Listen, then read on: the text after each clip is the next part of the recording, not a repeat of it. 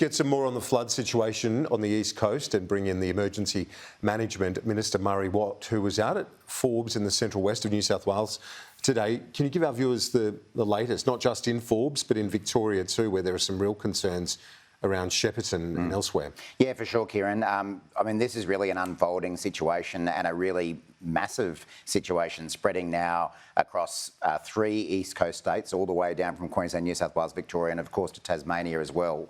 So it's very large in scale. I was in Forbes with the Prime Minister today, as you said, and there's still a lot of water around, a lot of roads cut off, very big impact on agriculture. And that's, I think, one of the other things about these floods is that they're impacting on some of the prime agricultural land right across the country. So lots of impacts on farms.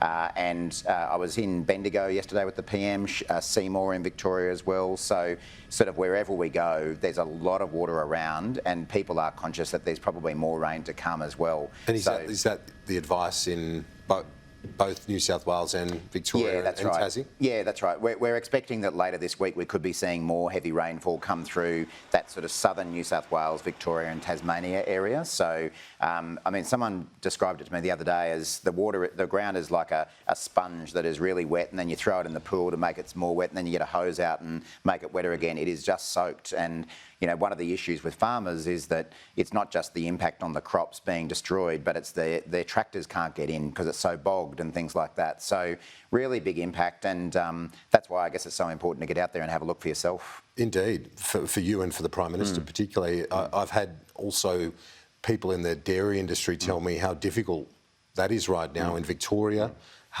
Very hard to get tankers in and out due to road closures.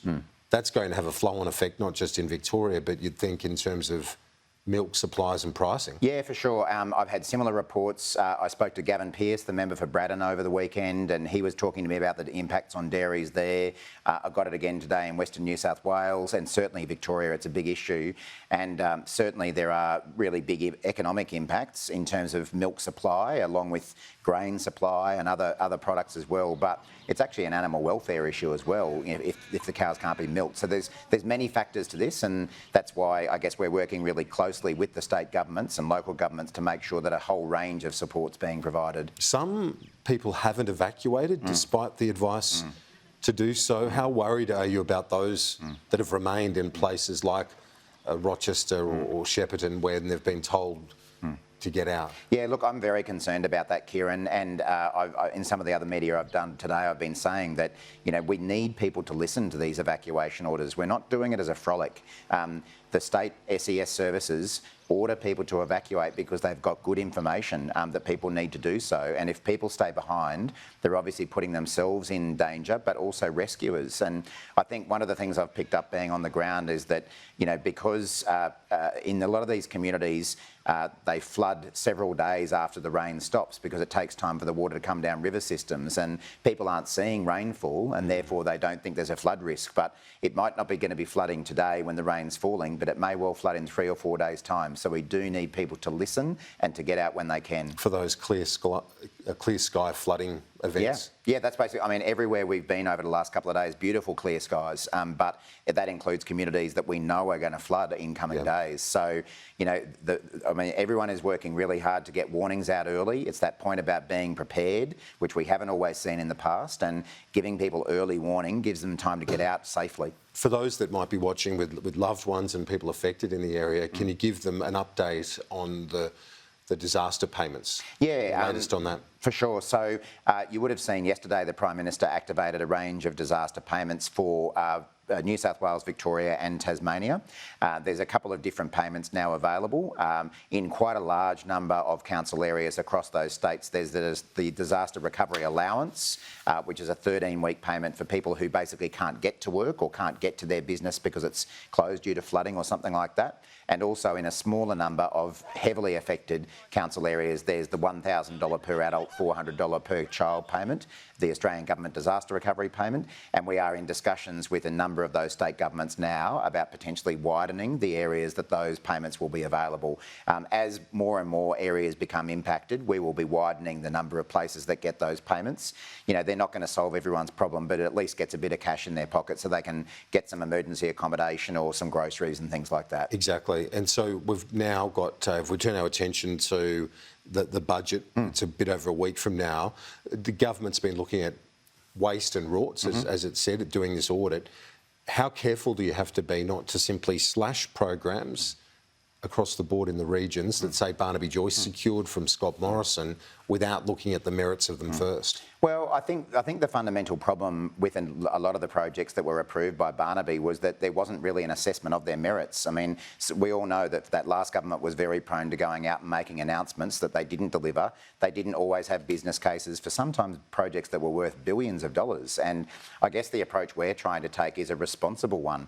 You know, we're all for projects where they stack up, and I know there are going to be many of them in this year's budget, but they need to be supported by good business cases so we're not wasting taxpayers' money. With these, the two big ones from Barnaby Joyce, the Regional Accelerator Program, $2 billion, Energy Security and Regional Development Plan, $7 billion. Again, obviously they're big envelopes of money, but should the government be looking into both the proposals and saying, okay, well, this might work, this doesn't, this does stack up, but this doesn't? Because otherwise the coalition will simply say you're pulling money out of the regions and putting it in the cities. Yeah, and look, I mean, obviously Catherine King in particular is the relevant minister there, and I'm confident that she's been doing a good, thorough assessment of what programs should stay and what ones should go. But I can also tell you there'll be plenty in this budget for regional Australia. I and a number of other people are very vocal advocates for regional Australia around the cabinet table. Catherine King, the Minister for Regional Development, lives in regional Victoria, so there will be good news for regional Australia in this budget, including in agriculture.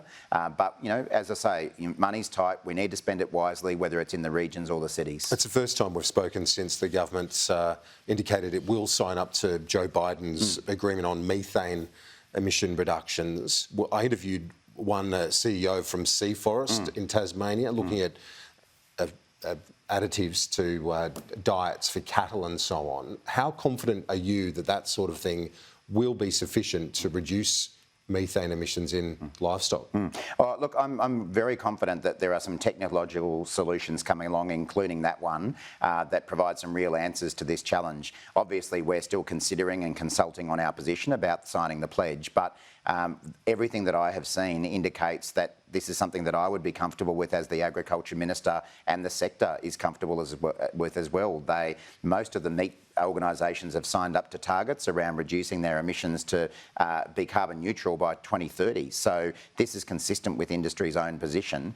And in terms of those companies like Sea Forest... So it's not the end of the Aussie barbecue? Absolutely not. That's just more crap from the people who crapped onto us for 10 years about climate change. You know, it's the same characters who said that electric vehicles would end the weekend, and 3 years later they accepted it was fine. $100 lamb roast, all the rest of it, and this is just the new thing. But I went and met with the Sea Forest people when I was in Tasmania a couple of weeks ago. Really exciting opportunity to create a new industry on the east coast of Tasmania, which also brings down our methane emissions by up to 98%. So I'm confident that even, should we decide to go ahead and sign this pledge, we will continue to have a strong agriculture industry, and we'll have some new ones springing up around it as well. What do you say to the critique that this agreement is about blocking new gas projects because obviously they have their own methane emissions, as opposed to being cattle focused? Yeah. That's the real agenda, according to some analysts. Yeah, look, I mean, different people are putting different positions forward, and obviously Madeleine King, as the Resources Minister, is more onto that than me. But I guess the fundamental point about this pledge is that it is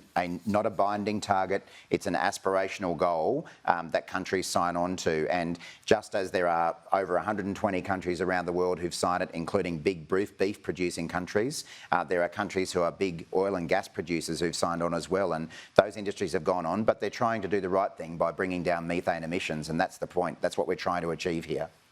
Minister for Emergency Management and Agriculture, Murray Watt, thanks for your time. Good to see you, Karen.